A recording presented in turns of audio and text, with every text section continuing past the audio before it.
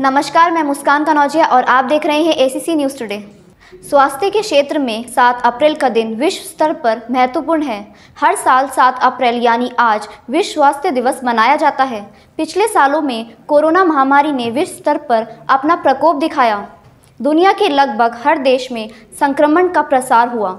ऐसे में विश्व स्वास्थ्य संगठन ने हर स्तर पर प्रयास किया कि दुनिया को स्वास्थ्य सेवाएं उपलब्ध कराई जा सकें, सभी जगह बेहतर स्वास्थ्य सुविधाएं रहें और संक्रमण से बचाव हो सके। इसी तरह लगभग सभी देश बीमारी से मुक्त हो और उन्हें स्वास्थ्य सेवाओं के मामले में किसी प्रकार की कोई कमी ना हो। यह सब विश्व स्वास्थ्य दिवस को मनाने का एक महत्वपूर्ण उद्देश्य है।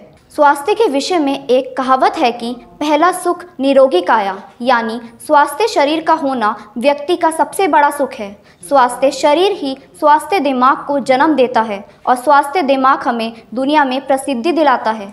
विश्व में स्वास्थ्य की वैल्यू बताने के लिए वर्ल्ड हेल्थ ऑर्गेनाइजेशन हर वर्ष 7 अप्रैल को वर्ल्ड हेल्थ डे मनाता है। WHO 2022 का वर्ल्ड हेल्थ डे मानव और ग्रह को स्वस्थ रखने के लिए आवश्यक तत्काल कार्यों पर पूरे करने पर ध्यान केंद्रित करेगा और समाज को बेहतर बनाने के लिए एक आंदोलन को बढ़ावा देगा। WHO का अनुमान है कि दुनिया भर में हर साल 13 मिलियन से अधिक मौतें पर्यावरणीय कार्यों से होती हैं। इसमें जलवायु संकट शामिल है, जो मानवता के सामने सबसे बड़ा स्वास्थ्य खतरा है। 2022 के वर्ल्ड हेल्थ डे की थीम है हमारा प्लैनेट हमारा स्वास्थ्य। इस वर्ष की थीम का लक्ष्य है हमारे ग्रह और उसमें रहने वाले मनुष्यों की भलाई की ओर पूरे विश्व का ध्यान आकर्षित करना है। विश्व स्वास्थ्य संगठन ने 1948 में पहले विश्व स्वास्थ्य सभा बुलाई, जिसमें वर्ल्ड हेल्थ डे की स्थापना का आह्वान किया गया। पहला वर्ल्ड हेल्थ डे 7 अप्रैल 1950 को आयोजित किया गया था और उसके बाद से ही हर साल इस तारीख को यह खास दिन मनाया जाता है। वर्ल्ड हेल्थ डे का मुख्य लक्ष्य एक निश्चित स्वास्थ्य विषय के बारे में जागरूकता बढ़ाना है। विश्व स्वास्थ्य संगठन ने स्वास्थ्य और स्वास्थ्य संबंधी चिंताओं के बारे में जागरूकता बढ़ाने के लिए साथ ही साथ उन्हें कैसे संबोधित किया जाए, इसके लिए अपनी भूमिका निभाई है। हर साल वर्ल्ड हेल्थ डे समकालीन स्वास्थ्य मुद्दों पर केंद्रीय होता है, जिन पर विभिन्न विषयों के साथ तत्काल ध्यान देने की आवश्यकता होती है। वहीं साल 2020 को कोरोना वायरस महामारी की वजह से भविष्य में हमेशा याद किया जाएगा। कोरोना का प्रकोप अभी पूरी दुनिया झेल रही है। आपको बता दें कि कोविड-19 को महामारी घोषित हुए करीब 2 साल हो चुके हैं और हमें अभी भी पूरी दुनिया में कोरोना की वैक्सीन लगवाने का इंतज़ार है। कोरोना महामारी की वजह से दुनिया भर की प्रमुख अर्थव्यवस्थाओं के साथ साथ भारतीय अर्थव्यवस्था पर भी गंभीर नकारात्मक असर पड़ा है। कुछ कारोबार के लिए तो कोरोना काल बनकर सामने आया है, वे कारोबार पूरी तरह से नष्ट हो चुके हैं। हालांकि जानकार कोरोना वैक्सीन की प्रगति और मौजूदा स्थितियों को देखते हुए उम्मीद कर रहे हैं कि आने वाले कुछ महीनों में सब कुछ ठीक होने लग जाएगा। वहीं कोरोना की वजह से कई लोगों का स्वास्थ्य भी खराब हो गया था और कोरोना काल में योग का महत्व और अधिक बढ़ गया है। वैसे निरोग रहने के लिए योग बहुत ज़रूरी है। अब योग के माध्यम से हम कोरोना से बच कैसे सकते हैं? योग न केवल शारीरिक मजबूती को बढ़ाता है, बल्कि पाचन क्रिया को भी दुरुस्त रखता है। इससे योग प्रतिरोध क्षमता बढ़ती है और ऑक्सीजन स्तर भी अच्छा बना रहता है।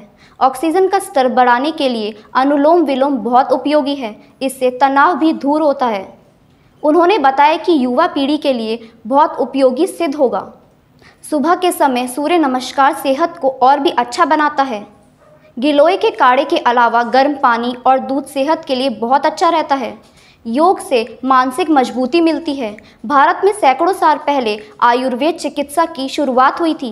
आयुर्वेद एक प्राचीन चिकित्सा विज्ञान है जो कम से कम 50,000 वर्षों से भारत में प्रचलित है। यह संस्कृत के शब्द जीवन और ज्ञान से आया है। आयुर्वेद या आयुर्वेदिक चिकित्सा को कई सदियों पहले ही वेदों और पुराणों में प्रलेखित किया गया था। यह बात और है कि आयुर्वेद वर्षों से विकसित हुआ है और अब योग सहित अन्य पारंपरिक प्रथाओं के साथ एकीकृत है। आयुर्वेद की खोज भारत में हुई थी और भारतीय उपमहाद्वीप में व्यापक रूप से आयुर्वेद का अभ्यास किया जाता है। 90% से अधिक भारतीय आयुर्वेदिक चिकित्सा के किसी न किसी रूप का उपयोग करते हैं। यूनिवर्सिटी ऑफ मैनेस्टा के centre of spirituality and healing के अनुसार इस परंपरा को पश्चिमी दुनिया में पिछले कुछ सालों में बहुत लोकप्रियता प्राप्त हुई है। हालांकि अभी भी आयुर्वेद उपचार चिकित्सा उपचार माना नहीं जाता है। आयुर्वेदिक दर्शन के अनुसार हमारा शरीर 5 तत्वों जल, पृथ्वी, आकाश, अग्नि और वायु से मिलकर बना है।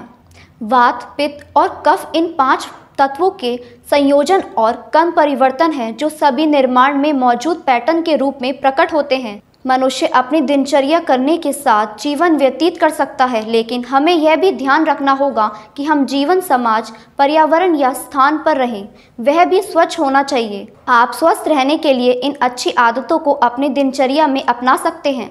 सुबह जल्दी उठें, योग व ध्यान करें, शुद्ध व शाकाहारी भोजन करें, सकारात्मक विचार रखें, बाहर जाते वक्त मास्क का प्रयोग करें, रात को हल्का भोजन करें, उम्र अनुसार पूरी नींद अवश्य लें।